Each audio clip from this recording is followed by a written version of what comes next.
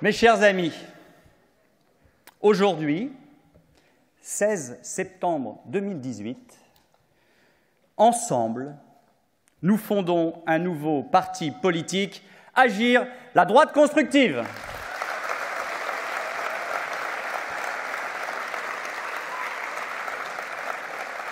C'est un geste fort, c'est un acte audacieux, c'est une décision collective. Et je voudrais, au nom des cofondateurs, vous remercier pour votre présence et pour votre mobilisation. Merci à vous. Vous êtes venus des quatre coins de la France, et même de plus loin, pour ce jour décisif qui voit la naissance de ce nouveau parti politique. Merci, cher Alain Juppé, d'être à nos côtés. Dans cette salle, nombreux et nombreux sont ceux qui se sont engagés politiquement, au sens noble du terme, à tes côtés, au RPR, puis à l'UMP, parti que tu as créé avec Jacques Chirac, avec Nicolas Sarkozy, avec Jean-Pierre Raffarin et Xavier Bertrand. Jean-Pierre, qui d'ailleurs était présent à l'ouverture de nos travaux et que je remercie et salue une nouvelle fois, lui qui souhaite toujours mettre l'expérience au service de la relève. Et Xavier, on vient de l'entendre, pour qui il était important de nous adresser un message amical de rassemblement. Et j'ai d'ailleurs une pensée chaleureuse, ici, en Seine-et-Marne, en Île-de-France, pour Valérie Pécresse. Je voudrais qu'on l'applaudisse.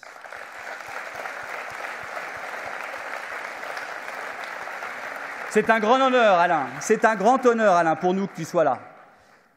Merci, merci de ton soutien et de ton amitié. Et permettez-moi, chers amis, en ce moment, de saluer les cofondateurs, avec lesquels, depuis plusieurs mois, nous préparons ce grand jour. Que de réunions, que d'échanges, que de réflexions et d'interrogations, mais surtout que d'espoirs partagés. Je me rappelle de ce moment où nous avons pris la décision de créer un groupe politique spécifique à l'Assemblée nationale avec nos amis et partenaires centristes de l'UDI pour fonder le groupe des constructifs. Je me rappelle de l'écho immédiat et spontané que cela a suscité. C'est une véritable force militante qui a jailli. Elle nous a renforcés dans notre détermination à défendre nos valeurs malgré les réticences et les obstacles. Merci à vous. Chers amis, nous avons créé des liens très forts entre nous. Nous formons une équipe soudée, consciente de l'ampleur de la tâche, mais déterminée et enthousiaste. Car comme vous tous, ce qui nous rassemble et nous anime, c'est l'engagement, c'est la volonté d'agir, de nous mettre au service de nos idées, de nos valeurs, au service des autres, d'améliorer le quotidien de nos compatriotes, de porter un espoir de changement, cette volonté de faire bouger les lignes, de rendre la société plus juste et notre pays plus fort. Cet engagement politique, nous l'avons en commun, mes chers amis. Nous, militants, sympathisants, élus, nous qui fondons aujourd'hui ce nouveau parti politique. Agir, agir, agir. Nous n'avons pas choisi ce nom par hasard. Agir, Hannah Arendt le soulignait, exprime la volonté de prendre une initiative, d'entreprendre, de mettre en mouvement, comme l'indique le mot grec archein, qui signifie commencer, guider, gouverner. Cela traduit parfaitement notre conviction. Nous devons faire émerger quelque chose de nouveau. Nous devons collectivement initier un mouvement pour faire vivre les valeurs et les idées auxquelles nous avons toujours cru. Celles qui présidèrent à la création de l'UMP, cher Alain. Celles à l'origine de ce grand espoir né lors de l'élection présidentielle de 2007. Celles que nous devons défendre et promouvoir aujourd'hui, celles de la droite pro-européenne, libérale et humaniste.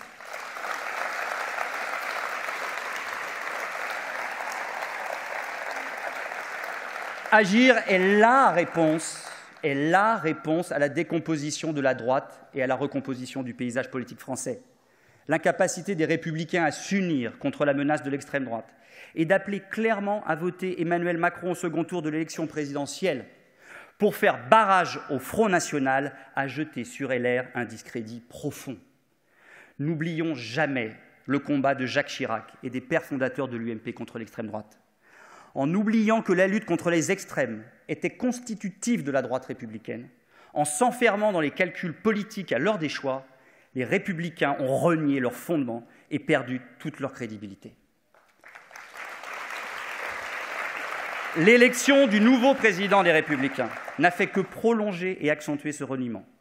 LR est engagé dans une dérive identitaire, autoritaire et populiste, initiée et soutenue par celles et ceux qui veulent faire semblant d'ignorer les conséquences à long terme d'une telle stratégie. L'alliance des idées, mes chers amis, largement engagée entre les Républicains et le Rassemblement national de la famille Le Pen, conduira nécessairement et mécaniquement à l'alliance politique. Feindre de l'ignorer est irresponsable.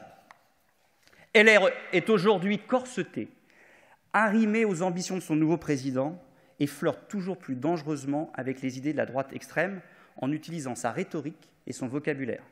Obsession identitaire, dénonciation des élites et des médias, sectarisme, rejet du libéralisme sont autant de postures dans lesquelles nous ne nous reconnaissons pas et, je dois le dire, qui causeront la perte des Républicains. Nous ne laisserons pas les populistes confisquer la droite.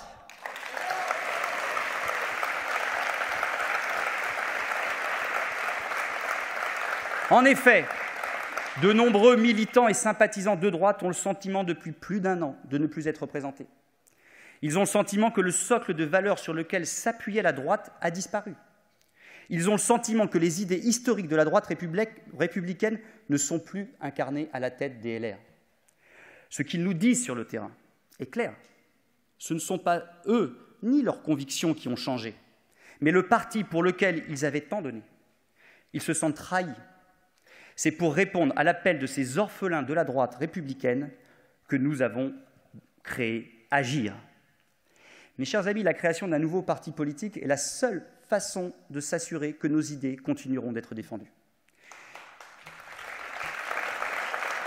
Comme le disait Winston Churchill, Sir Winston Churchill, certains changent de conviction pour l'amour de leur parti, moi je change de parti pour l'amour de mes convictions.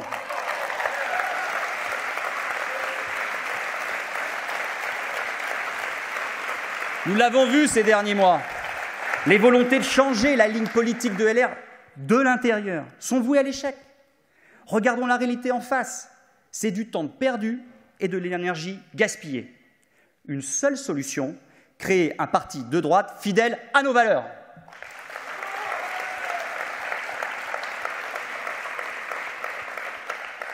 D'autre part, si Emmanuel Macron a réussi à faire venir à lui des Français de droite comme de gauche lors de l'élection présidentielle, nous ne croyons pas à la possibilité de rassembler ces cultures politiques dans un seul et même parti. Nous refusons de dissoudre notre ADN politique dans La République En Marche. Ce parti fourre-tout.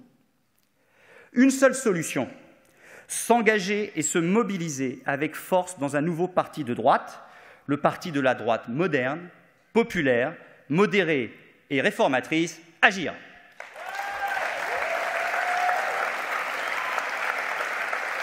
Alors mes chers amis, ensemble, nous appelons toutes celles et tous ceux qui partagent nos convictions à nous rejoindre. Nous avons le devoir de rester libres et indépendants pour ne jamais cesser de défendre nos convictions. Pour autant, les Français attendent de leurs élus une démarche constructive. Ils nous demandent de dépasser les clivages, de toujours faire passer l'intérêt général avant les intérêts partisans. Il en va de notre responsabilité. Être constructif, c'est notre éthique d'engagement. Nous devons faire de ce quinquennat, mes chers amis, une réussite pour la France. C'est ce que nous avons fait en soutenant la courageuse réforme de la SNCF. Nous l'avons soutenue, non pas parce qu'elle venait de ce gouvernement, même si nous reconnaissons avec le Premier ministre Édouard Philippe une volonté de réformer le pays, mais parce qu'elle redonne aux usagers l'espoir d'un service ferroviaire digne de notre temps et de notre pays, comme tu l'as si bien dit, Claude Maluret, mon cher ami, devant le Sénat. J'ajoute que le choix d'Emmanuel Macron d'appeler au gouvernement des personnalités de droite, à commencer par le Premier ministre Édouard Philippe, nous conforte dans notre détermination.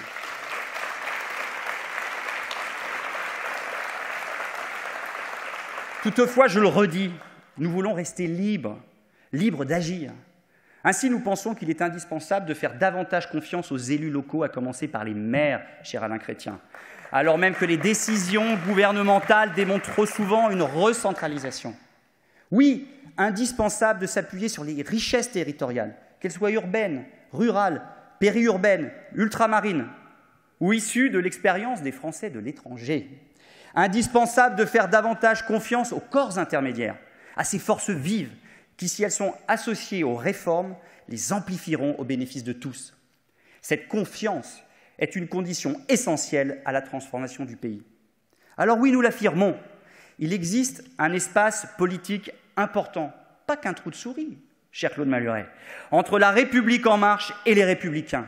Un espace pour défendre et incarner nos idées, avec courage, responsabilité et détermination. Un espace pour un parti de proposition et non d'opposition stérile.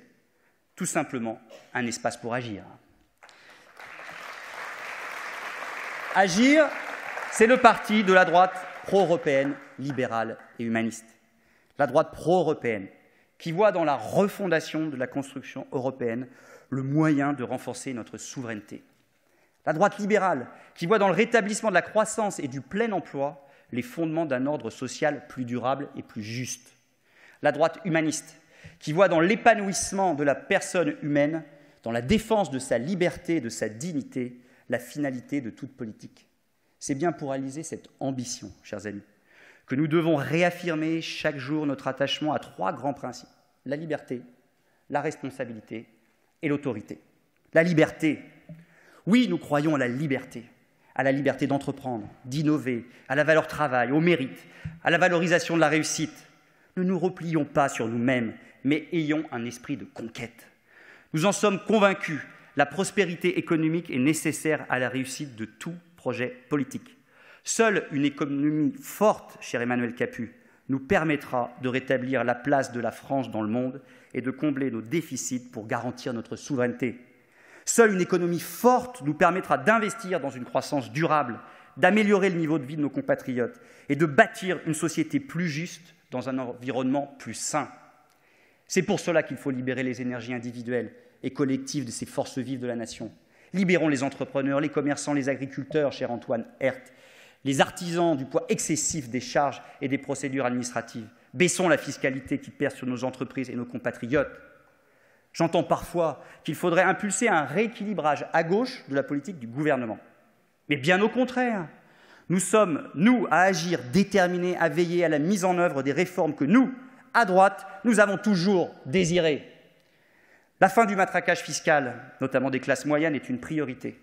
C'est la raison pour laquelle nous nous sommes opposés fermement à la hausse de la CSG. Réduisons vraiment les déficits publics en recentrant l'État sur ses missions régaliennes, en modernisant l'administration et en diminuant le nombre de fonctionnaires. Bien sûr, en garantissant des services publics de qualité sur tout le territoire. C'est possible. La réduction des déficits publics est essentielle, indispensable, n'est-ce pas, chère Lise Magnier? Indispensable pour rétablir la compétitivité de notre économie, indispensable pour assumer notre responsabilité vis-à-vis des générations futures. Nous devons agir pour que le gouvernement d'Édouard Philippe aille plus loin et plus vite dans les réformes dont le pays a besoin. Les Françaises et les Français ont déjà bien trop attendu pour accepter des demi-mesures. Nous voulons défendre la liberté fondamentale, les libertés de l'individu, la liberté d'exprimer ses opinions, la liberté de penser, la liberté de croire ou de ne pas croire. Tous ces combats essentiels que nous n'avons pas fini de mener. Nous voulons recréer les conditions d'une société apaisée, fondée sur le respect des différences, mais aussi sur le respect du droit, où chacun puisse s'épanouir et trouver sa place dans le respect des lois et des valeurs de la République.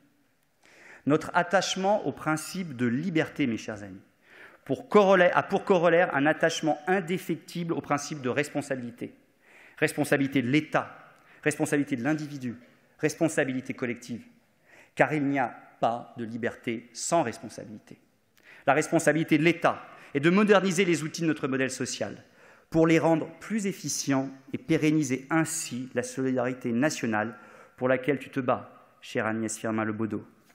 La France est parfois décrite comme un pays d'enfants gâtés, réfractaires au changement, un pays qui vit au-dessus de ses moyens, en maintenant un niveau d'indemnisation du chômage, de remboursement des dépenses de santé ou de montants de retraite trop élevés. Non, je vous l'assure, notre système n'est pas trop généreux, mais nous ne pouvons plus accepter qu'il soit mal ciblé, mal géré et que certains en abusent. Comment expliquer que les chiffres du chômage restent aussi hauts alors qu'un nombre toujours plus élevé d'entreprises ne parvient pas à embaucher? Comment expliquer que des retraités qui ont cotisé toute leur vie en travaillant dur n'aient pas aujourd'hui les moyens de se soigner, de se loger ou même parfois de vivre dignement? Dans une France où un Français sur 5 vit en dessous du seuil de pauvreté, il faut cibler les aides vers ceux qui en ont le plus besoin. C'est pourquoi d'ailleurs, cher Frédéric Lefebvre, nous soutenons la volonté du gouvernement de fusionner les aides sociales. Mais nous serons très vigilants sur les modalités effectives de mise en œuvre de cette réforme. Et nous veillerons à ce que la lutte contre la fraude soit renforcée. Nous ne pouvons plus tolérer, non, nous ne pouvons plus tolérer l'impunité de ceux qui trichent. Alors, je le dis aujourd'hui, nous devons agir ensemble pour construire une société plus juste, une société fondée sur l'égalité des chances, une société qui n'oublie personne et rende possible la réussite de chacun. Une société de l'engagement. Permettez-moi de vous donner un exemple de ce qui nous anime, celui de la proposition de loi, cher Paul Christophe, reprise et portée par notre groupe à l'Assemblée nationale, puis soutenue par notre groupe au Sénat, sur l'extension du dispositif des aidants familiaux aux personnes dépendantes ou souffrant de handicap. Son adoption permet à des salariés de donner dans leur entreprise des jours de congé à des collègues qui ont besoin de temps pour s'occuper de leurs parents ou de proches handicapés. Un formidable dispositif au service de la fraternité. On peut applaudir cette proposition de loi. Merci Fabienne. Oui, chaque citoyen a une responsabilité vis-à-vis de lui-même et vis-à-vis du corps social. Si les citoyens disposent de droits, ils ont aussi des devoirs. Il faut insuffler chez nos compatriotes, notamment les plus jeunes, les idées de partage, de fraternité, d'altruisme, d'engagement. De nombreux citoyens et de nombreuses associations œuvrent chaque jour en France pour lutter contre l'isolement des personnes âgées, pour soigner ceux qui souffrent, pour accueillir ceux qui ont fui les conflits et les persécutions, pour permettre aux personnes en situation de handicap de mener une vie heureuse et digne, ou aux élèves en difficulté de mieux réussir. C'est parce que nous croyons à l'importance de leur engagement que nous voulons agir à leur côté, en leur donnant les moyens de remplir leur mission. La responsabilité, nous sommes les tenants, est individuelle, oui, mais elle est aussi collective. Nous n'avons pas le choix. Nous devons apporter aux grands défis du monde des solutions concrètes. Il nous faut accélérer la transition écologique, cher Jérôme Bignon, en inventant des solutions nouvelles et responsables dans nos façons de produire, de consommer et de nous déplacer. Pour autant, nous refusons d'opposer transition écologique et prospérité économique. Nous devons faire de la croissance verte l'un des premiers défis de l'innovation. Nous voulons faire de la France un leader mondial des énergies renouvelables, du retraitement des déchets et des nouvelles mobilités. Cela passe par une détermination sans faille, mais aussi par un engagement de terrain. Alors, petite aparté par rapport à mon expérience d'élu. Grâce à mon expérience de maire de Coulommiers, je sais que nous pouvons aussi avoir une réponse locale à des enjeux globaux. Ici, en Seine-et-Marne, l'investissement considérable qui a été mobilisé dans l'énergie géothermale et l'accompagnement résolu du développement des filières agricoles innovantes comme le chanvre sont autant de réponses locales aux défis climatiques et environnementaux. Il nous faut aussi être au rendez-vous de la révolution numérique. Ton combat, cher Laure de la Rodière. Nous ne devons plus subir la loi des Google, Amazon et autres GAFAN et déplorer que les géants du net puissent s'affranchir de l'impôt et des règles. Quelle stratégie numérique voulons-nous pour la France et l'Europe ? Nous devons développer les usages, les pratiques et l'accessibilité numérique sur l'ensemble du territoire. C'est un enjeu d'égalité, d'abord, parce qu'il s'agit de lutter contre la fracture numérique, mais c'est un enjeu économique ensuite, parce qu'il s'agit de développer nos entreprises. Là aussi, saisissons les opportunités de ce grand défi qu'est le défi numérique. Et puis, c'est un enjeu de liberté individuelle, car nous devons pouvoir garder la maîtrise de nos données personnelles. Enfin, il est notre responsabilité de répondre de façon juste et efficace aux défis migratoires. On en a parlé lors de la table ronde Europe, en développant d'abord une politique commune de contrôle et d'accueil des réfugiés à l'échelle européenne. Nous ne pouvons pas laisser les frontières de l'Europe aussi poreuses qu'aujourd'hui. Nous devons limiter le nombre d'arrivées à la mesure de ce que nous sommes capables d'intégrer.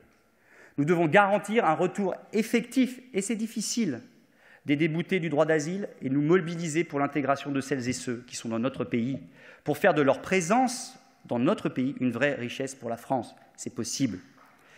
Pour cela, mes chers amis, je crois qu'il est nécessaire de reconnaître les faillites passées de notre modèle d'intégration. J'en vois 3 grandes causes. Premièrement, nous n'avons pas été assez fermes sur les grands principes qui fondent le fait de vivre en France.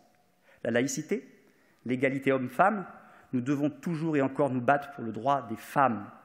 le respect aussi des lois de la République. Nous n'avons pas été assez clairs sur le fait que vivre en France impliquait des devoirs, et en premier lieu, la volonté de s'intégrer, la volonté de travailler pour être indépendant et contribuer à la prospérité du pays.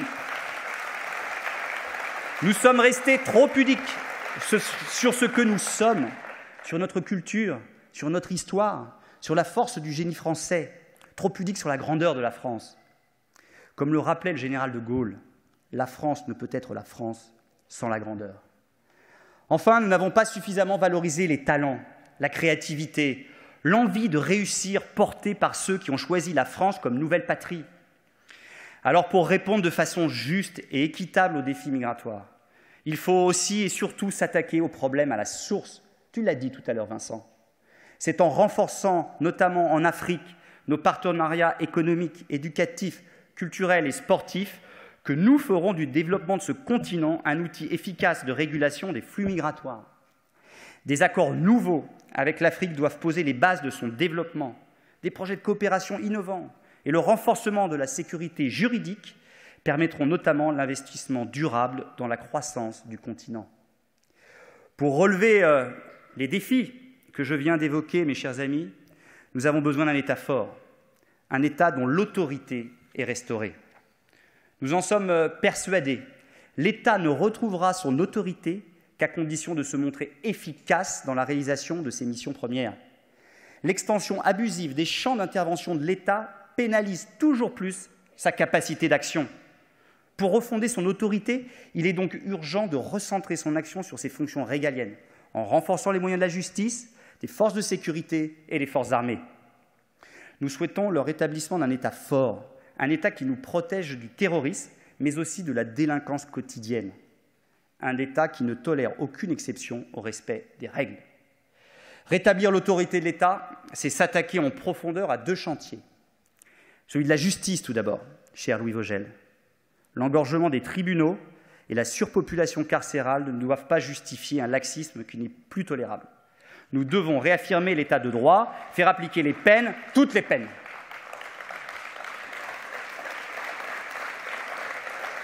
Disons-le, nous devons faire de la justice une priorité, alors qu'elle a tant fait l'objet de coupes budgétaires inopportunes dans le passé. Second chantier, celui de l'éducation nationale, chère Colette Mélot. Avec la famille, l'école doit redevenir le lieu d'apprentissage de l'autorité. Si on veut qu'elle reste, certes, un lieu d'acquisition des connaissances et de valorisation du mérite, mais également un lieu d'apprentissage du vivre ensemble et des valeurs républicaines. Nous devons revaloriser le rôle des professeurs et leur donner les moyens de l'ambition qu'ils portent. La liberté, mes chers amis, la responsabilité et l'autorité sont les bases d'une société solide et juste. Notre combat est de les défendre. Notre combat est d'agir pour elles. Alors pour mener ce combat, nous devons orienter notre action dans trois directions. D'abord, agir doit tout d'abord permettre, notre parti doit en premier lieu permettre à ceux qui partagent notre engagement de se retrouver au service de leurs idées et au service de la France. Je vous annonce qu'une grande campagne d'adhésion sera lancée dans les prochains jours. Et je compte sur vous pour la relayer. Agir valorisera particulièrement l'engagement citoyen et les actions collaboratives, nous distinguant ainsi du culte du chef propre à la République en marche ou de la loi du silence imposée aux Républicains par son président. Avec vous, Agir va contribuer au débat public en élaborant un corpus cohérent d'idées et même plus largement un véritable projet de société, cher Olivier Becht, qui puisse fixer un cap à notre pays, définir un nouveau contrat social et redonner du sens à l'action publique. Les cofondateurs vont entreprendre un tour de France pour aller à votre rencontre, pour aller à la rencontre des Français, partager, échanger, écouter, dialoguer, expliquer, convaincre. Voilà ce que doit être une gouvernance moderne. Enfin, nous devons être au rendez-vous des urnes. Nous sommes un parti politique. Nous présenterons donc des candidats à toutes les élections. Les municipales, cher Pierre-Yves Bournazel, les départementales, les régionales mais aussi les élections européennes de mai prochain. Eh oui, nous défendrons nos idées dans le débat qui s'ouvre en proposant un projet fort et ambitieux pour l'Europe. Car nous croyons, comme toi, cher Alain, que dans ce monde dangereux, l'Europe est plus nécessaire que jamais. Devant les menaces extérieures et les périls internes, la résignation ou le repli sur soi ne peuvent être la solution. Face aux grands États continents, notre mission est de construire une Europe forte et soudée. Nous sommes plus forts si nous sommes unis. Devant les menaces des extrêmes qui veulent détruire l'Union, nous devons tenir bon, sans jamais transiger sur les valeurs européennes. Le respect de la dignité humaine, de la liberté, de la démocratie, de l'égalité de l'état de droit, ainsi que le respect des droits de l'homme. Comment tolérer que ces valeurs soient piétinées par un homme, Viktor Orban, à la tête d'un grand pays européen? Tu en as parlé tout à l'heure, cher Alain Lamassoure. Patrie d'Imre Kertész et de Sándor Márai. Comment accepter que de tels agissements soient cautionnés par certains des Républicains, alors même qu'une large majorité du Parlement européen, dont nombre de députés de droite dans d'autres pays, a eu le courage d'engager cette semaine une procédure pouvant entraîner des sanctions contre Viktor Orban et son gouvernement du fait de leurs atteintes à l'état de droit. Mais j'accuse le président des Républicains et certains députés européens LR d'inconséquence. Ceux-là même qui n'ont pas eu le courage de dénoncer les dérives antidémocratiques du Premier ministre hongrois, se mettant ainsi au banc de la droite démocratique européenne. Ce courage, nous l'incarnons, cher Tokia Saïfi. Il y a décidément deux droites. La droite qui voit dans l'Europe une menace et qui est prête à tout pour asseoir son pouvoir, et l'autre droite, la nôtre, qui voit une chance et qui ne transigera pas sur les principes démocratiques auxquels nous croyons. Oui, mes chers amis, deux droites, celle des irresponsables et des populistes qui jouent, je le dis, avec le feu, et la nôtre, qui, consciente de notre histoire, veut défendre le projet européen et construire l'Europe de demain. Mes chers amis, nous avons une responsabilité immense, celle de ne pas oublier le don inestimable des pères fondateurs de l'Europe, qui avaient su, malgré les guerres fratricides du continent, dépasser les différences pour s'unir dans la diversité et construire l'Europe de la paix. Ils savaient que nous avions tant en partage, nous, Européens, héritiers des mêmes valeurs, héritiers d'un patrimoine commun. Car rappelons-le en ces journées européennes du patrimoine, oui, l'Europe a un patrimoine en commun. C'est en parcourant l'Europe gréco-romaine, l'Europe des châteaux, l'Europe des clochers, l'Europe de l'Art nouveau ou encore l'Europe des usines que nous prenons conscience de cette culture partagée qui nous unit plus qu'elle nous sépare. Soyons fiers de cette culture européenne, autant que nous devons être fiers de notre culture française. Réaffirmons ensemble l'Europe de la paix pour construire un avenir serein pour nos enfants. Ce n'est pas moins d'Europe qu'il faut, c'est une Europe en capacité d'agir. C'est la raison pour laquelle nous voulons bâtir un projet européen ambitieux. Et je sais, chère Fabienne Keller, à quel point tu y es attachée. Un projet européen ambitieux pour rendre l'Union européenne plus efficace.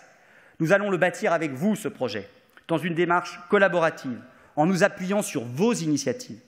Le moment venu, nous prendrons alors notre décision ensemble de conduire une liste Agir, autonome, ou de le construire avec des partenaires pro-européens.